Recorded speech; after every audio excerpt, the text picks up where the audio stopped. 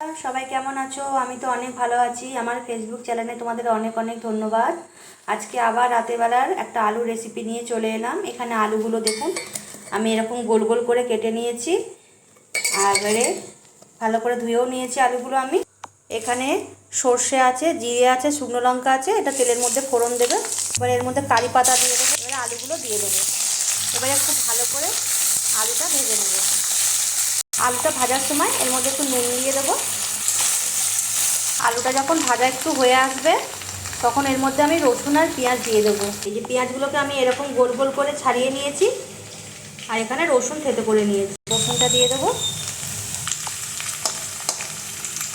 দিয়ে দেবো পেঁয়াজগুলো। এবার আলুর সাথে পেঁয়াজটাও ভালো করে ভেজে নেব। এর মধ্যে একটা টমেটো দিয়ে দেবো। এবারে এর মধ্যে জিরের গুঁড়ো, লঙ্কা গুঁড়ো, হলুদ গুঁড়ো আর একটু ধনের গুঁড়ো এটাও এর মধ্যে দিয়ে দেবো। আবার একসাথে সব মিশিয়ে নেব। দেখুন সব কিছু ভালো করে একসাথে ভেজে নিয়েছি। এরকম করে একবার আলু করে দেখবেন, আলুর রেসিপিটা খেতেও খুব ভালো লাগে। এটা রুটি, পরোটা সাথে খেতে খুবই ভালো লাগে। এরকমভাবে একবার আলুর রেসিপি বানিয়ে দেখবেন। এর মধ্যে চাইলে আপনারা ধনেপাতাও দিতে পারেন। ধনেপাতাটা যেহেতু নেই ওই জন্য আমি দিলাম না। পুরোপুরিভাবে হয়ে গেছে, এটা নামিয়ে নেব। দেখুন হয়ে গেছে, নামিয়ে নিয়েছি। এটা দেখতে যত সুন্দর লাগছে খেতেও কিন্তু অতটাই সুন্দর লাগে।